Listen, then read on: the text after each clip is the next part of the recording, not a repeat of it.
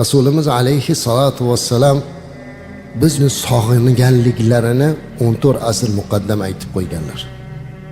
Jannatul Baqiy qabristoniga chiqib ziyorat qildilarda vafotlaridan bir necha kun avval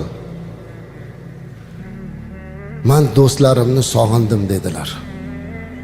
Yonlarida turgan sahobalar hayron bo'lib, "Biz emasmi do'stlaringiz?"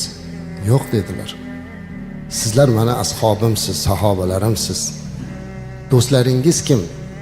"Do'stlarim mendan keyin meni ko'rmasdan menga iymon keltirganlar" dedilar. Sizni sog'indilar. Hali dunyoga kelmagan ummatini sog'inib ko'zlariga yosh olgan payg'ambarimiz alayhissalomni biz biror marta ham eslab ko'zimizga yosh olmasligimiz ertaga qiyomatda u zotning yuziga qarashlikdan uyaltiradigan ish emasmi? Shuning uchun Rasulimiz alayhissalomni tanishlik, o'rganish, sunnatlariga amal qilishlikni mana shu oyda hech bo'lmaganda o'rganib, keyin uni butun yil davomida hayotimizga tatbiq qilib borishimiz kerak.